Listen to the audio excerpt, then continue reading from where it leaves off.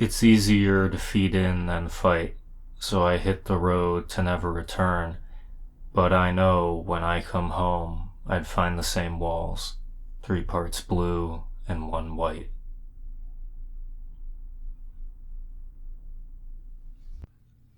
Given the large life change of moving out and getting your first place, Trevor and I were thinking about our lives in general.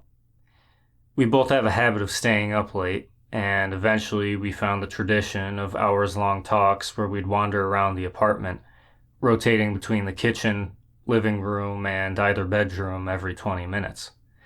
Talking about school, motivation, goals, friends, memories, cynicism, and what we want to get out of life. Many instances were fueled by either or both of us being high, but not always. On one of these, he asks about that one thing. Can I ask you something? What's with you and Justine. That name. For so long, I couldn't say it. Even within my own mind, it brought out a reaction. Every time I saw her name, it was like the words popped out. It started to become a series of symbols, no longer being characters of the English alphabet stitched together. It was as if Justine was one abstract symbol that instigated an emotional response. A shudder, wince, embarrassed laugh, shower cry, nausea, all emanating from something as slight as a passing thought. I reached for a nearby vodka bottle and took a swig. That night I hadn't taken anything, but I knew how sober me was soon going to feel. After talking through the events of high school, I had to get up and nurse the toilet for 10 minutes before the nausea subsided enough to where I could talk again, now returning to only shake in my seat. And I did get through everything in terms of events, but anything obsessive or particularly embarrassing was out of the question. Well, if anything happens, keep me updated. Having my own place with no supervision was a long-time fantasy of mine. Before we made the move, as Trevor was looking at apartment listings, I was looking at darknet market listings for ketamine. No more worrying about who's going to reach the mailbox first.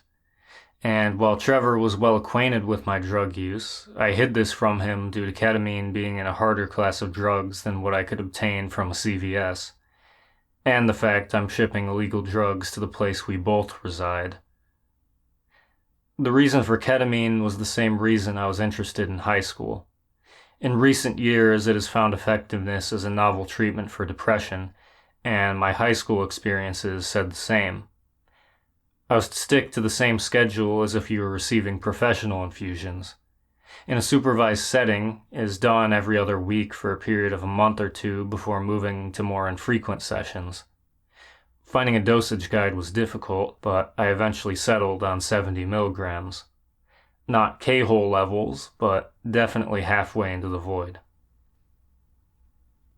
At the time, my justification for doing it myself was purely economic. Each infusion at a clinic was about $300 and universally not covered by insurance.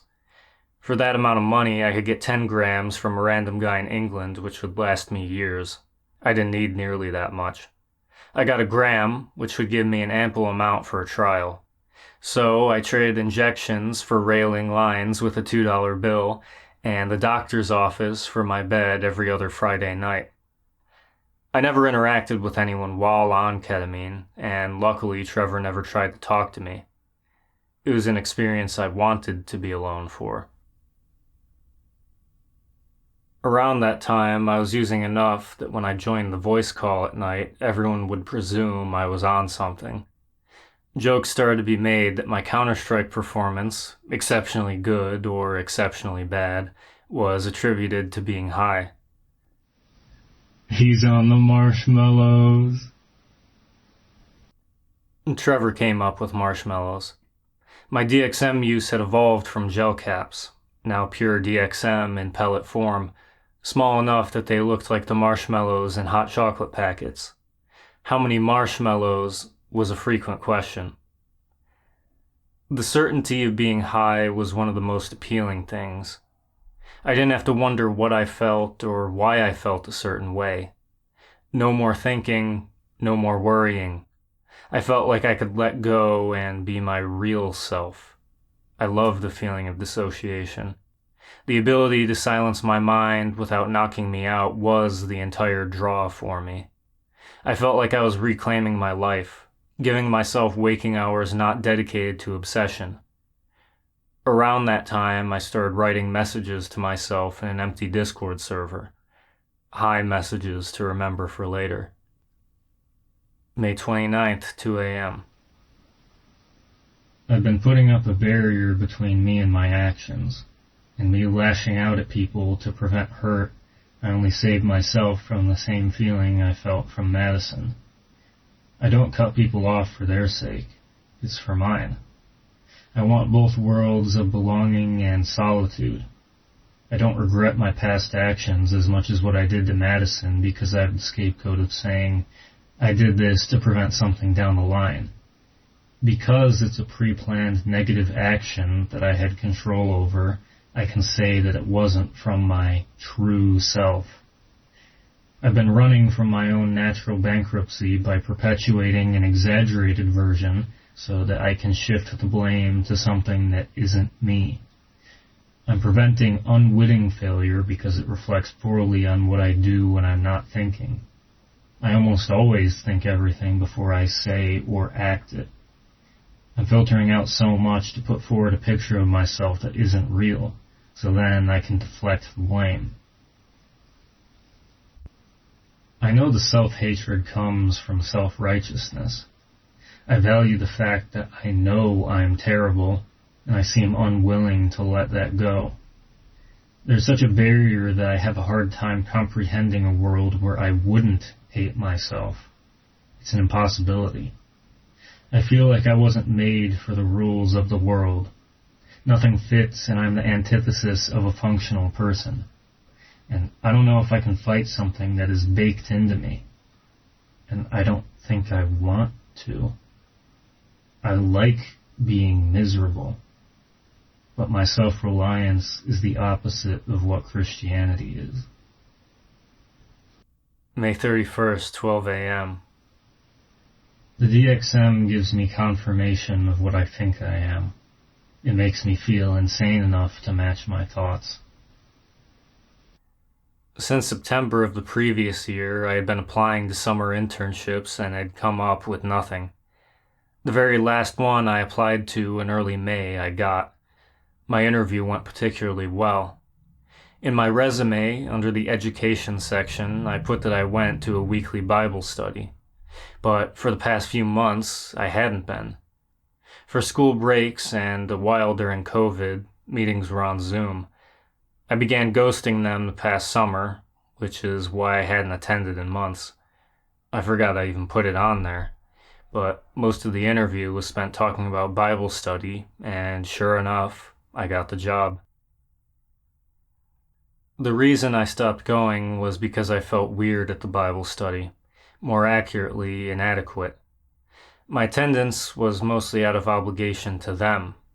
Not that there wasn't a connection to God, but it not being the primary factor led to the whole situation being waste. Rarely was there a time a message spoke to me. Even when I first started going, during Bible studies I would be nodding off, having to get up to go to the bathroom multiple times to keep myself awake. I felt like their message was clinical, like all the humanity was removed. Not that it was even a matter of doctrine. The places I felt a connection to are very similar, but they don't feel dead. Being in those meetings made me feel bad, not convicted. I never connected to them as people. I never felt like them or that I could relate to them, so I started to avoid.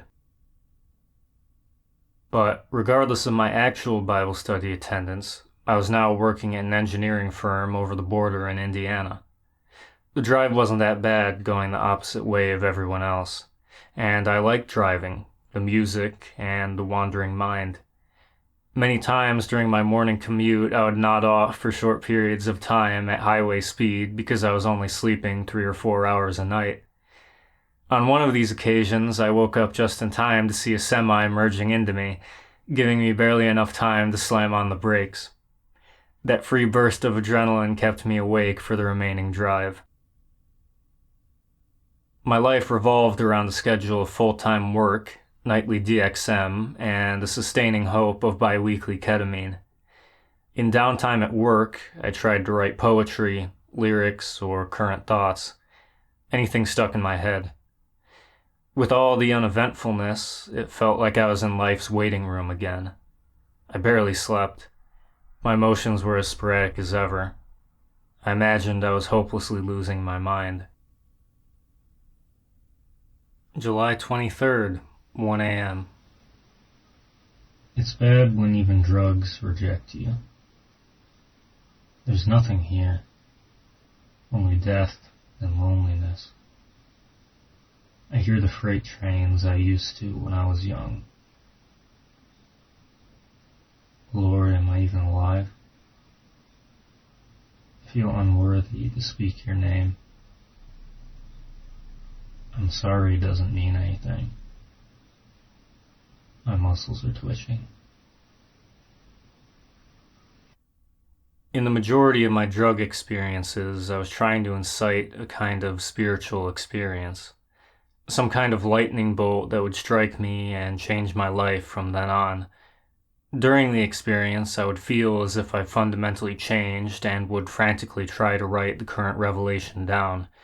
But given a few days, I would return to the same stable instability. Ketamine did work, but it never sustained. On some level, I was guilty about what I was doing. I tried to balance drugs with God. Friday nights, I would snort 2 lines, put on The Chosen, and lie in my bed as I came up. Something didn't sit well with me, and I was convinced I should find a church, but the idea of interacting with church people was terrifying. Walking into an established community as a newcomer, feeling out of place. So one week I pushed my ketamine date back a day so that Sunday morning, with Afterglow, I would have the best chances to seem normal. I woke up early and already nervous. It wasn't enough. Now on Phenibut as well, I shower and head out the door. For a while, I sat in my car waiting for 10 a.m. to come closer. Eventually, when I do go in, I'm so in my head that I don't understand the greeter's directions, so I hide in a corner and pretend to be talking on my phone because I would never ask her again. All the while, I'm monitoring the lobby and watching where everyone is congregating, so I too know where to go. I wait some extra time, 5 minutes after the service starts. Then I can sit in the back while everyone's attention is focused up front. Unfortunately, as I sit down, everyone starts greeting one another. A young couple talked to me for a while, but afterwards the pastor sat down next to me. I scouted the church online, so I knew who he was. He introduced himself, asked if I had been here before, if I knew anyone from my college who went here. I did not. After the service, he introduced me to a small group of students, and I exchanged contact with a few. In my mind, I had attempted, so I never went back. A while later, when I returned to school, I was entering a building and saw someone who I thought I met at that church, but I wasn't sure. As I passed, she said hi. A byproduct of high school, she said my name, it didn't register, and I kept walking. August 5th, 11 p.m. I forget just how ill I am. My perceptions and thought patterns are all abnormal. It goes back to how my perception of time was broken. I like what I shouldn't. I run when I should stay. I obsess over the past because I'm afraid of myself. Taking drugs put me on a path of predictability that I can't sustain while sober. Because in that sobriety, I live the most. I feel ups and downs that I can't on drugs because I know the feelings are manufactured. I have no control over myself, and I hate putting people through unfiltered me. Because at my worst, I'll burn everything down to hurt myself into never trying again. All my main conflicts center around me contending with emotions I can't control and the actions I take given an unstoppable force. I don't want to be a disappointment, but the majority of what I feel is just that. Upsetting people rends me. I remember one-off comments from a decade ago, but not what I did in the last hour. Essentially, I'm not living as I go through my day. I spend all my time running through conversations with facades of people that I'll never have the courage to initiate and mulling over an extensive catalog of times I ruin everything. I think I'm an addict in the sense that I can't envision a world in any other way. Time drifts by and I don't have to really live. The most I have to worry about is forgoing boredom until I give in to sleep or substance. And I know this is the truth, pushed off by distractions until the underlying noise is the only one that remains. Here I sit with nothing else, not knowing what I'm supposed to be or what to do, stuck in a waiting room. I'll ask for guidance, but I know what to do. There are just times when I don't feel like I can. I want to roll over and die, but I can't ignore the voice that keeps calling for me. I don't even have to do anything, and I feel like I'm not enough, not worthy of anything when I'm stuck in the state I am.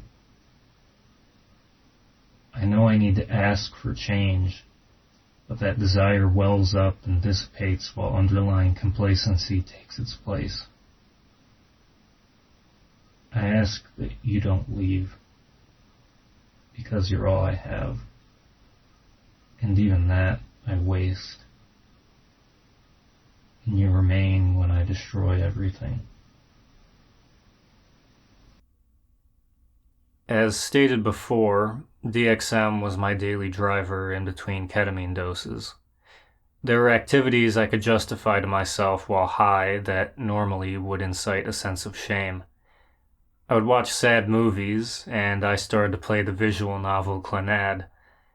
Even while sober, movies and video games engrossed me and caused dissociation, but on a dissociative, I was invested in a completely new and intensified way. Those stories would linger with me for days, thinking and obsessing about details and events, choices, motivations, and rationale of characters. A major motivation for my specific media consumption was to incite sadness. For the past few months, my group of friends had been planning a trip to the Wisconsin Dells. A large group of us were to rent a house in a motel complex for the weekend. The night before we left, I was in a call with a few friends playing Minecraft. It's 4 a.m., and I checked my phone for the first time today. Oh no. Oh no. What? Trevor, it's time. I went over to his room and showed him. Oh. Why? I had adjusted my ketamine timing so I would dose before we left on Friday. I hoped the afterglow would carry me through the weekend, but now it surely needed to. On the drive over, I was amazed at how little I was thinking about it. Being surrounded by friends, doing activities throughout the day, and drinking ourselves to sleep every night kept all rumination away. Hey Matt, it's Justine. How have you been? A lot has happened. I'd say more good than bad. I'm driving up to the Dells until Monday, so I won't be able to talk as much. Hopefully you've been doing well. I wouldn't get a response until I returned home, which was good for my enjoyment of the trip. Hey, I was just in Kentucky. How was the Dells? It was fun. I got to see friends I hadn't in a while and did a lot of things I didn't figure I would. What were you doing in Kentucky? Did you go with college friends? Also, you should visit me at U of I if you have the chance. It was actually a group of about 10 from high school, and I'd be willing to visit, but I've got a lot happening in the next few weeks. If you're interested, I'll be on a road trip mid-August. When I get back near Chicago, the extra distance wouldn't matter too much at that point. Yes, that'd be awesome. And what's going to be happening for you in the next few weeks? It's basically all revolving around that trip, which still needs a fair bit of planning. I need to wrap up my internship, fix my landlord issues, go back home for a weekend to fix my car, pick up some things, and probably meet up with people. It's not necessarily a lot, but I only have one weekend before I leave, which will be spent in home. No, I understand. I was just looking to catch up sometime in the future. Well, I'll shoot for the weekend of the 21st. I'll let you know when the date gets closer because it's going to depend on how much I can drive per day. I'm looking forward to hearing from you, though. My landlord was accusing Trevor and I of smoking weed in the apartment. Around the time we moved in, we had some friends visit who smoked. We had them go out back in the alley right at the same moment the landlord got home. She was not a fan, even when they were outside. We got a warning from that. Our problems worsened later when the downstairs neighbors started to wake and bake at 6 a.m. It was loud enough to smell through the vents, which became my daily treat. Eventually, we get a message from the landlord fining us for smoking. I respond, "It's the downstairs neighbors. We aren't the ones smoking. I smell it through the vents too when I wake up for work." And apparently, that satisfied her because we never got a response, and my daily treat disappeared. This upcoming confrontation was all I could think about at my job. I was running out of actual work, so most of my shift was spent planning, daydreaming, finding a course of action, and determining what I even wanted out of this. Eventually, I settled on closure. I knew how I currently felt, how I had felt, and how I would feel if things continued as they had. I couldn't keep obsessing. Making the decision to be honest and find resolution lifted a weight off of me. Happiness, contentedness, rather than fear with the knowledge that within a few weeks this would be over one way or another. I was excited, even. Finally, my life was progressing. I was going to end this. I could say how I had been feeling. I could say how every time I talked to her, I was always on something. A thought then crossed my mind. What if things stay the same? And as soon as that thought came, it went. The purpose of the road trip was to visit Glacier National Park in Montana. Pictures of the landscapes had won me over a while ago, and I had put it as a possible trip destination in the back of my mind. Like with all my trips, I had a list of things I could do, but most of my stops would be up to circumstance rather than strict scheduling. I set my last day of work on a Thursday so I could leave Friday morning like any normal workday. Trevor wouldn't assume anything, and again, I wouldn't tell anyone I was leaving. The first indication of me being gone would be a picture in Montana. Not much happened until I arrived at my first stop. The only notable exceptions were the views of crossing the Mississippi from Wisconsin, and also the Lake City Concourse, which had a breakwater stretching out onto the river that you could walk on.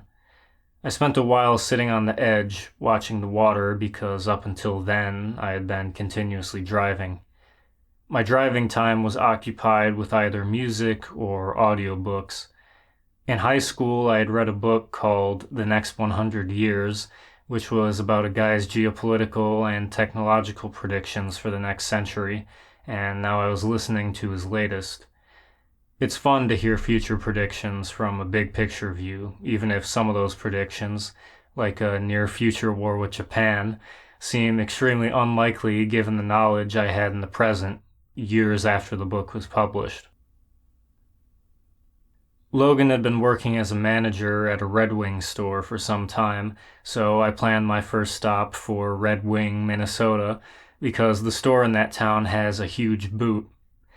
He was the first person to be clued in on my travels when I sent him a picture of me with the boot. I didn't like Minneapolis. It felt like a mass of highways, and as I drove through downtown, the only thing I found visually interesting was the baseball stadium. I stopped at the Mall of America just to see it, and speed walked around a few floors as I came to realize it was just like if you doubled the size of my local mall and put a dinky Nickelodeon amusement park in the center. I was almost certain I saw 2 Spencers in there. After heading out, the first night was ended in Fargo over the border into North Dakota. There was an understanding of the appeal of the West now. The wide open space that seemed to infinitely stretch on with an assortment of buttes dotting the horizon. And then, at some point, the mountains became faintly visible, as far off as I could see. Bismarck had a free museum on the site of the state capitol. I came to realize later this region was filled with dinosaur-themed museums because of how many fossils are found there. The museum was better than I expected. It wasn't solely dedicated to dinosaurs. There were exhibits on American Indians and Old Western culture as well, but the best part was free admission. Though today, none of my stops really mattered. My only concern was getting to the other side of this Dakota where my sign was.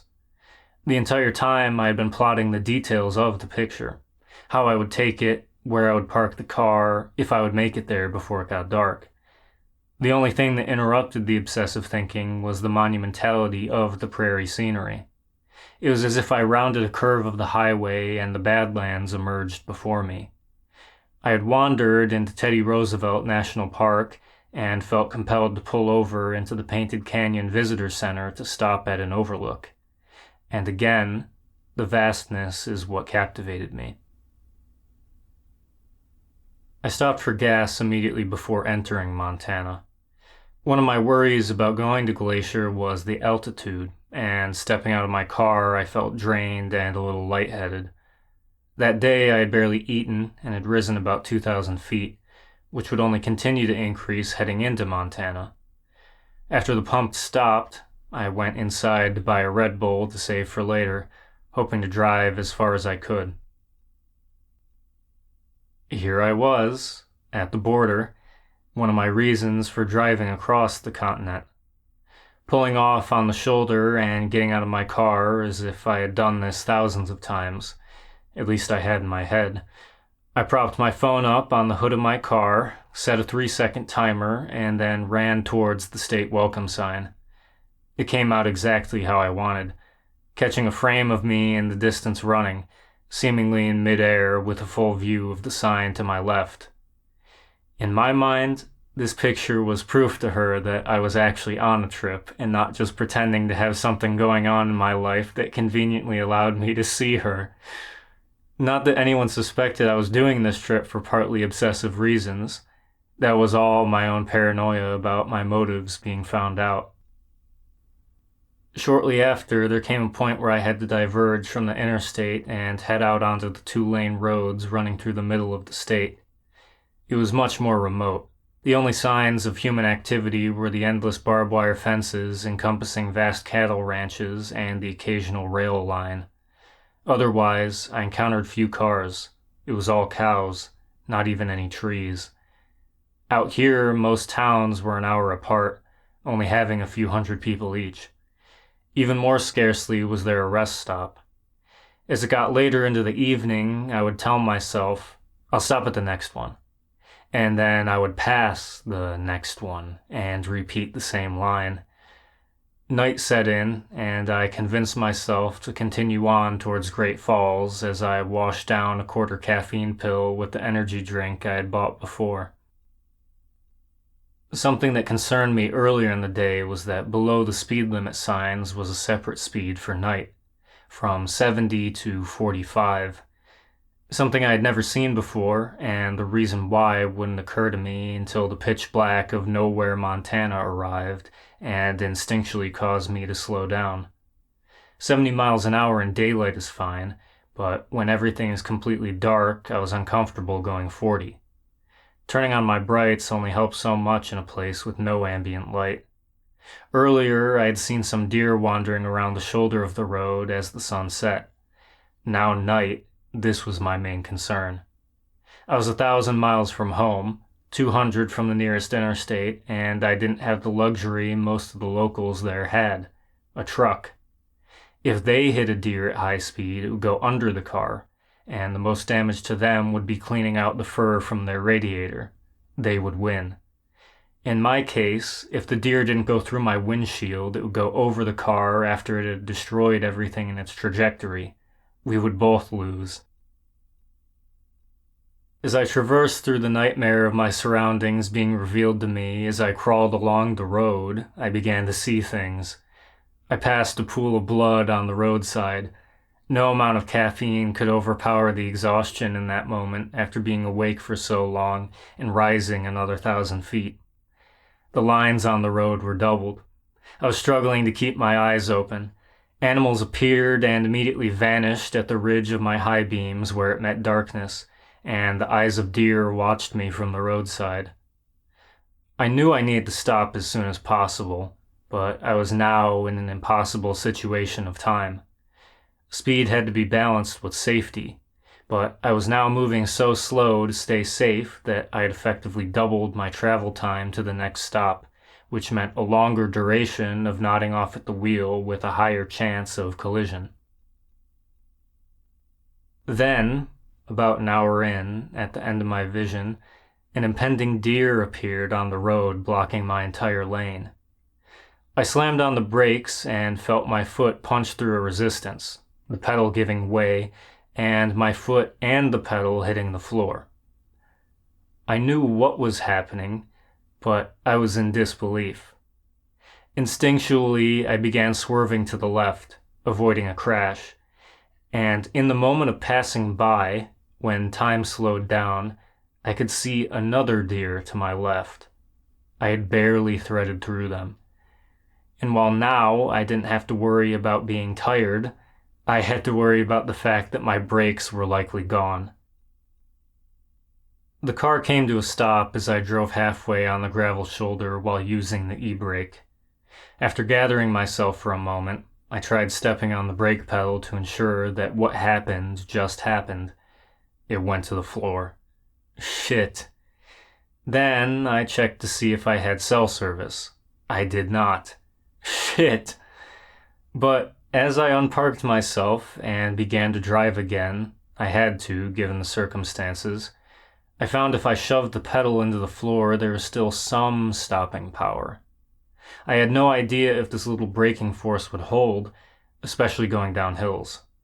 Fortunately for me, as I drove with my hazards on, phone in hand, I got signal and saw that the largest town I had encountered yet was only a few miles away. I rolled into the Lewistown Albertsons parking lot about 15 minutes before they closed. The main concern at the moment was finding a place to keep my car so I could sleep. Entering the store, I asked the first employee I encountered for the manager, and after explaining myself, I got permission to stay in the parking lot overnight. As I lay in my car looking for solutions, I realized tomorrow is Sunday. No mechanics open. The road I had been driving on the previous night bisected Lewistown, acting as its main street where most of the commercial buildings were. With my half-functioning car, I tried to avoid it as much as possible, utilizing side streets I could creep along in isolation. I made my way to a McDonald's further into the city and went inside to use their Wi-Fi.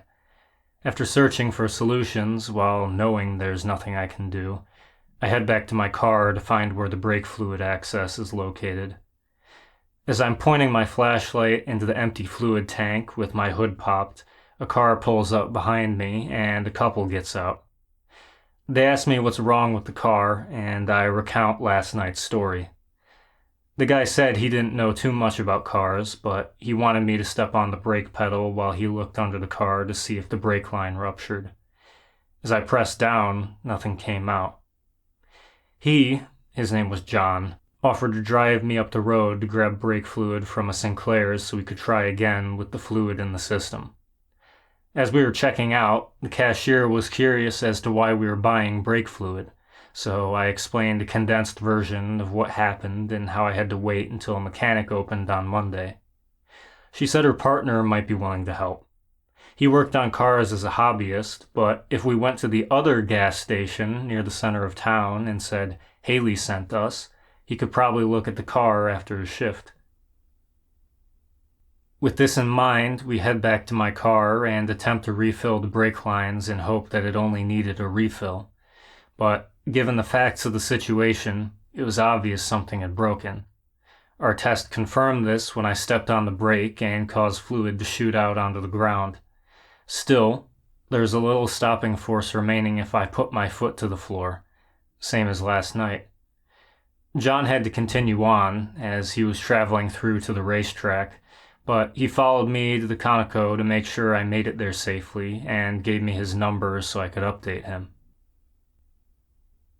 I sat in the parking lot for nearly 4 hours. Earlier, I had went inside to meet my potential mechanic, Derek, and he gave me his contact info and told me to wait until he got off work. He couldn't give an exact time, but at least someone was going to eventually try to help me out. For those 4 hours, I watched the entrance for Derek to leave, but never saw him. And when I went inside to check in, he wasn't there. The cashier said he went home.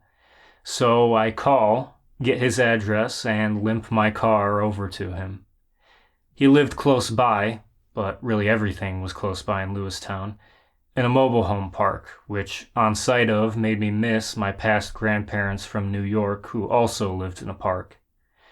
My family used to head up there almost every summer to spend a week with them, and the fun part was that other members of my mom's side of the family lived in the same park, allowing you to run in between trailers to see a different person in under a minute. Derek was outside when I pulled into the driveway.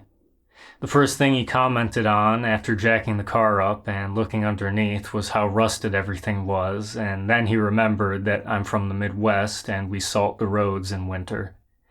He confirmed there was one segment of the brake line that was especially rusted and had a crack, but it wouldn't be hard to swap it out and repressurize the line. So we got in his car and headed over to a CarQuest. He had a custom speaker system, and I put emphasis on custom. He removed the back seats to make room for a whole bank of tweeters and subwoofers in addition to the upgraded integral speaker system. It was the loudest car I had ever been in, but it didn't sound bad, unlike most of the cars you hear on the street with loudspeakers where it's all bass to the extent that it shakes the plastic body louder than the song attempted to be played. I started to ask him questions about it, which had the effect of him turning down the volume so we could hear each other. From my experiences with him, Derek seemed to know everyone in town. The worker at the CarQuest, who he knew, informed us the problem with my car is that it used an uncommon type of fitting which prevented us from buying standard brake lines and performing a quick replacement. But this wasn't the only auto parts store in town. There were 3. O'Reilly, CarQuest, and Napa, all within 1 block of the Albertsons parking lot I had slept in the previous night. The Napa wasn't open on the weekend, so we went to O'Reilly, where he also knew all the workers. But it was the same issue there. They didn't carry the specific bubble flare brake lines we needed. Our options now were to either order an entire brake kit, which would require waiting a few days for the shipment to arrive from Bozeman, or hope that on Monday we could visit Napa and they would have what we needed. I wasn't thrilled with this. I knew fixing the car would eliminate most of my time at Glacier, but now all that time seemed like it would disappear. I would have to turn around almost immediately, not only to meet Justine, but because school was going to start the next week. So, at the suggestion of both Derek and the worker, I placed an order for the brake kit. But they also came up with an idea for a potential temporary fix. Since the crack in the brake line was in the middle section, we could try to cut it, crimp the line, and only pressurize the front brakes. And because most of a car's stopping power is in the front brakes, it would allow me to more safely get around town, but not be reliable enough to journey home at highway speeds. But this fix didn't end up working. As I circled around the trailer park trying it out, the seal couldn't withstand the pressure and would progressively leak fluid, requiring me to pump the brakes to get any amount of stopping force. We would now either have to wait for the chance of the last auto store having what we needed, or the certainty of having the brake kit arriving in a few days. I could check in with him tomorrow.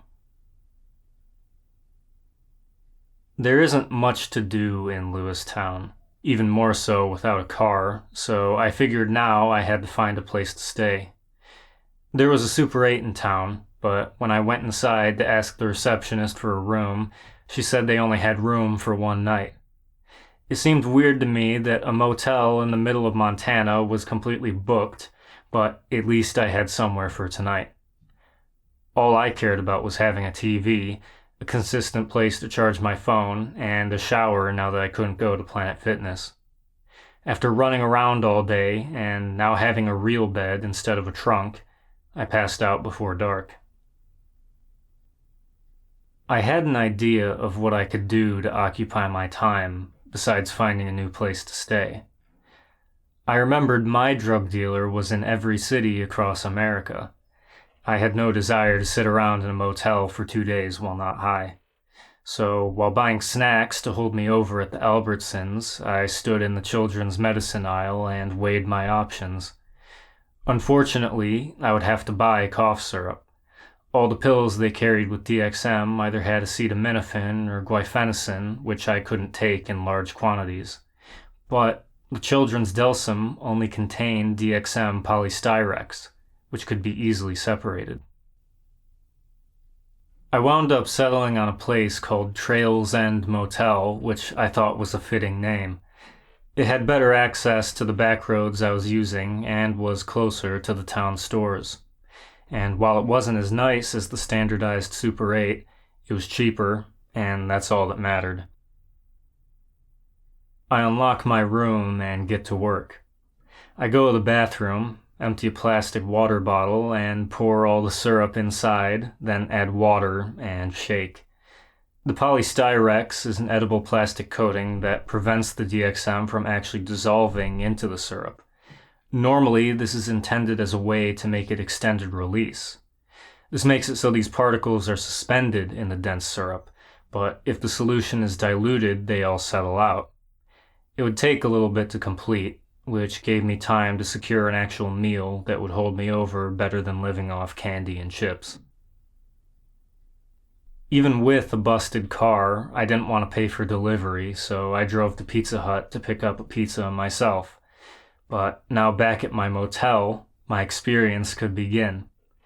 The DXM had settled out by this time, leaving an orange sludge at the bottom, and after pouring off the useless top layer, I drank half the liquid. From then on, I didn't leave my room. The rest of Monday and all of Tuesday were spent rationing out cough medicine, eating leftover pizza, and watching Impractical Jokers for 12 hours straight. I had not watched actual TV in so long that I wasn't used to advertisements anymore. Everything seemed so random and disconnected from what they were actually trying to market to you, and the network only showed about 10 different commercials on repeat. Eventually, I started to speak the lines of the ads in sync with the TV as I rolled around on the bed. I had a problem with the pizza. There wasn't anything to put it on when reheating it in the microwave. I didn't buy any plates, and now I was in no ability to go outside. I couldn't use the pizza box because it was too big. It barely even fit in the mini fridge. I had to force it in diagonally. So I went in the bathroom and tore off a bunch of toilet paper. Then, each time I wanted more pizza, I would wrap the slices in toilet paper and put the bundle in the microwave.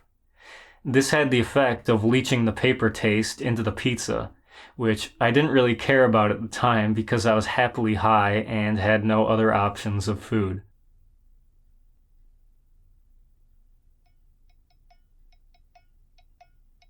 I woke up on Wednesday confused, and still a little off to the sound of the George Lopez theme playing.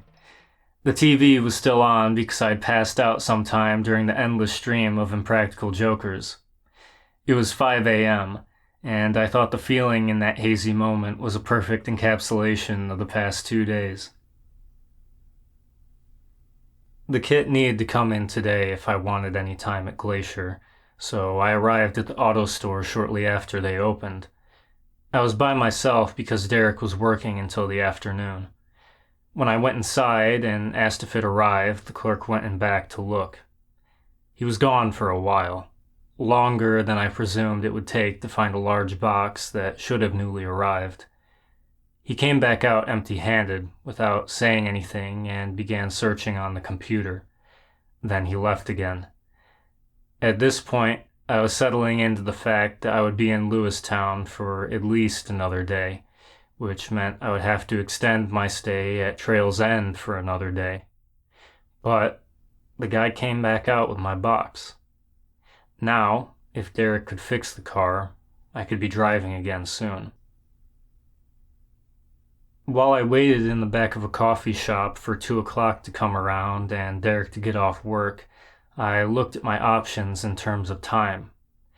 It was a 4.5-hour drive to the park, 24 hours from the park to Peoria, and 19 hours to Chicago if I turned around now.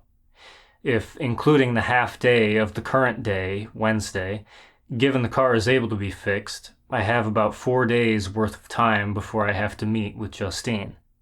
And I know I'll need 3 days to make the drive. That gives me the ability to spend a few hours in Glacier on Thursday if I'm able to drive most of the way there tonight. But I would almost immediately have to turn around. And even then, I would probably have to drive some distance on Sunday as well.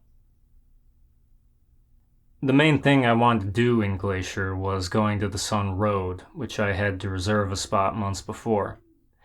It's a road that goes up the mountains and allows for easy parking next to the most popular trailheads, but the scenery is what I was looking forward to. I knew I wouldn't be able to actually stop and hike a trail, but being this close, I had to at least see the park. From there, I could continue driving and end the day somewhere in Wyoming, which would be about 9 hours away. After my experience on the back roads, I had no desire to attempt that again. I wanted the safety of the interstate, where there wouldn't be masses of deer, or 2-lane gravel roads due to construction, or so many bugs that my entire car gets coated in guts. My car was the dirtiest it had ever been, but I didn't wash it because I wanted to see how bad it could get by the time I got home. The route would take longer, but I would get to see some of the bigger cities in Montana, like Helena, Bozeman, and Billings. Then on Friday, after waking up in Wyoming, I could head across South Dakota, stop in Black Forest and see Mount Rushmore for a little bit, and continue across the state. Then Saturday, I would end somewhere in Illinois, probably near Peoria. Given the situation, briefly passing through destinations that normally elicit an entire vacation's worth of time was the best I could do. The first repair attempt didn't go so well. He was able to piece everything together, and we manually removed the air from the line by him opening and closing the brake fluid drain as I pumped the pedal, and even my tests around the block seemed fine, but After I said goodbye and took off toward the main road, the stopping force was degrading, only remedied by pumping the brakes to come to a stop. I began to go into doom mode as I figured that more extensive work was needed, but I figured I would head back to Derek. He wasn't there when I arrived. I wanted to give him something for his extensive time the past few days, and when I asked if he wanted money and how much, he said, I don't know. Maybe like $40. far under what I was prepared to give him, and what he deserved, but I was happy he would accept some compensation. Where he had gone was out to McDonald's with Haley. It was well earned. He asked what was wrong, put his lunch or dinner aside, and tried out how my brakes felt. Still too much air in the line. My guess is the first time, all the pumping had made the brakes seem stronger than they really were for the first few minutes of driving. But now after adding more fluid and draining more, it was truly fixed.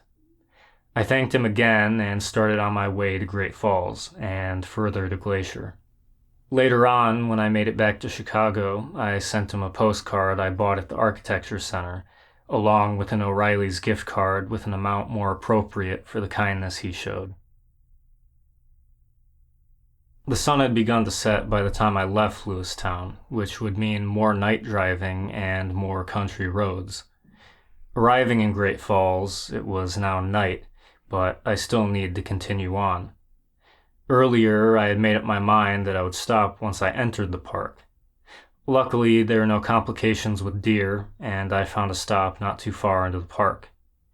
It was a parking lot that had an obelisk on one end and the restrooms on the other, separated by an expanse of asphalt. The obelisk definitely set a mood to make me fear that some animal was going to chase me down as I walked towards the bathrooms. I woke up after only a few hours because I was cold. No blankets, only the sleeping bag, which was not nearly enough. Prior traveling and sleeping in the car had made me used to sleeping with a fan on my face to avoid overheating, but still, mountains being cold at night should have come to mind at some point during planning all this out. The fact I was shivering made me accept the fact that going back to sleep wouldn't be possible, and my day was now forced to start at 4 a.m. It took much longer to get to West Glacier than expected because there was extensive road construction, making certain sections one lane, maintained by a temporary traffic signal that alternated which direction was allowed through. Up to this point, the darkness had prevented me from being able to see the landscape, but the rising sun made me aware I was in the mountains now. I had never seen actual mountains before. In New York, there were tall hills, but this landscape was many multiples higher than anything else I had experienced. Even standing at street level and looking up at the Sears Tower or CN Tower and the enormous scale of those structures is nothing compared to the monumentality of mountains. As I drove, I repeatedly attempted to discover where the slopes immediately surrounded me ended by looking up while shoving my head into the driver's side window. All this to avoid the situation of the vehicle train behind me witnessing some kid driving a Ford Taurus with an Illinois plate stick half his body out the window while staring at the sky. When I eventually got onto going to the Sun Road, it was mostly a straight shot through for me. Even early in the morning, most of the parking spaces along the road were taken by hikers, causing me to drive the majority of the distance before finding somewhere to briefly stop. And while I loved being there, it disappointed me that a short drive was all I would get to experience of Glacier. I stopped a few more times knowing I wouldn't be back anytime in the near future, and spent a while along St. Mary Lake watching as more cars arrived for the morning. And after I left the park for my journey back, I stopped on the side of the road when I could only faintly see the mountains on the horizon, and got one last look. One of my favorite feelings is brushing my teeth in the parking lot of a rest stop. There's something special about waking up halfway in the trunk of my car in an unfamiliar place. It being completely dark by the time I stop for the night, waking up is like seeing the surroundings for the first time. Usually it is early morning and the sun is rising on the wilderness with the sound of cars and trucks passing by at highway speed, and the lovely smell of asphalt and exhaust makes it even better. I enjoy and sit in the driver's seat with the door open and, using a water bottle to rinse the toothpaste from my mouth, leave a pool of bubbly spit on the pavement. I enjoyed being on the road. The further the destination away, the better.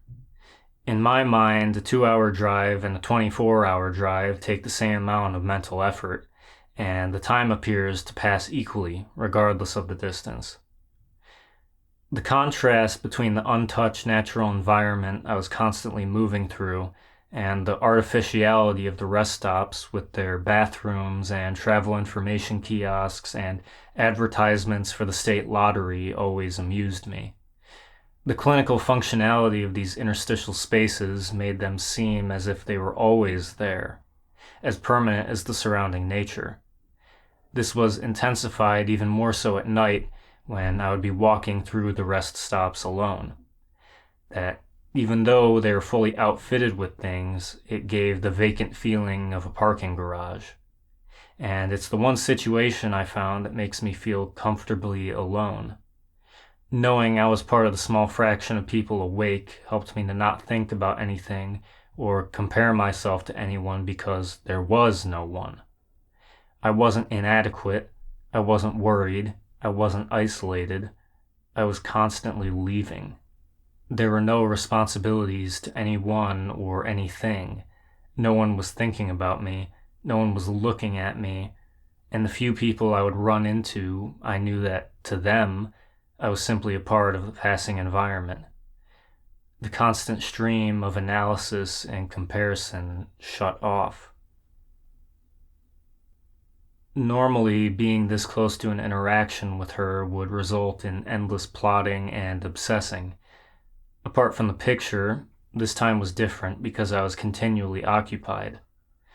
The thoughts could come and go without me caring if they were particularly drawn out and taking up my conscious mind. The only planning I did was scouting out the Planet Fitnesses in the central Illinois area. Neither of us had messaged since I left on the trip, and I didn't plan on talking to her until the day before we would meet.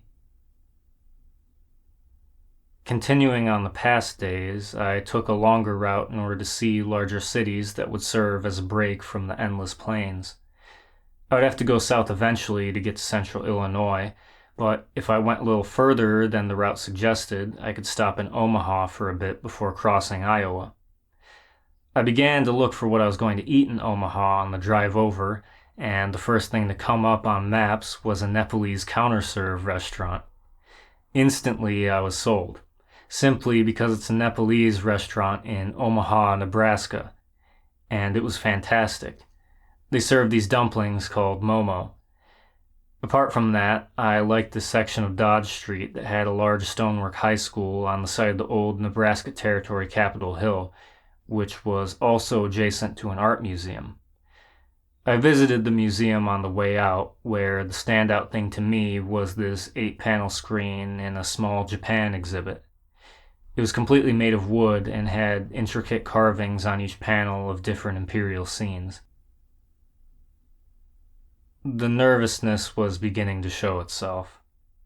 My plan was to message her once I reached Des Moines, which was now only a few hours away, and our meeting under a day. The thoughts were actively taking up my mind now that I was on the road again, and that familiar, oppressive feeling of anxious anticipation was spurring nausea. As I drove into Des Moines, the heavy traffic allowed me to figure out the state fair was happening. Residents were out by the streets with poster boards advertising parking on their lawns for $10, but even then there wasn't enough parking for everyone near the fairgrounds. Many people had to park in a large lot near the Capitol building and take a shuttle bus to the fair. I tried looking around the fairgrounds, but they were completely fenced off and covered in fabric, so you couldn't see anything from the surrounding streets. I drove around a couple times, catching almost nothing of the inside before I gave up and moved on to the Capitol. Because the Capitol grounds were almost entirely empty, I decided to park there, step out of the car for a while, and find somewhere to eat. There is a small park nearby with a couple of war memorials on a very slight hill. I stood on the ridge and looked on at the cars below me while finding directions to a Raising Cane's. There wasn't a Cane's near where I was living at the time, so I wanted to try it while I had the chance because I knew it was popular. The drive-through line going out into the street confirmed its popularity. Not wanting to wait in line, I park instead and head towards the front door. But I now realize why the drive-through line is so long. No one else is inside. COVID still exists. It's drive-through only. I went back to my car to find another place, and I see I have a message waiting.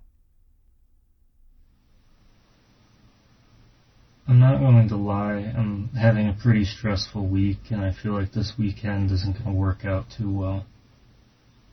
Can we meet a different time? I stared at that message for 20 minutes without moving. A crushed feeling took me. My mind was blank. I had to come up with a response, so I pushed it on her. That's fine. Hope everything is alright. If you want to do something in the future, let me know.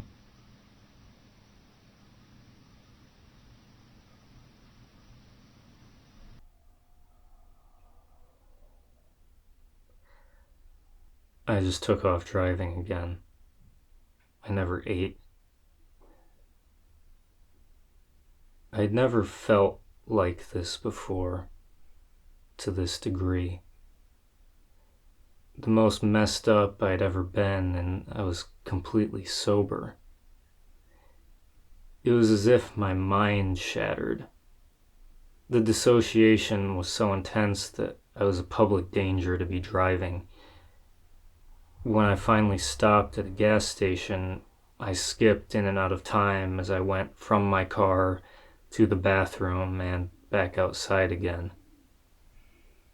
I would realize where I was and what I was doing in discrete steps instead of a continuum. The entire time, my mind was blank. I sat in silence.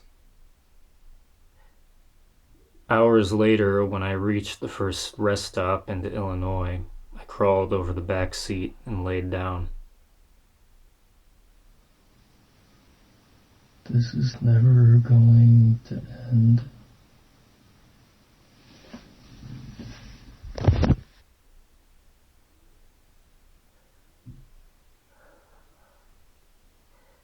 When I woke up, I was in a fury.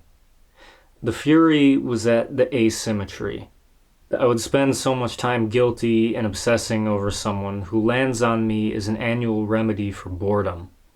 That I'm her emotional elephant man, an entertaining oddity who spills his self-destructive stories because there's nothing else of substance to him.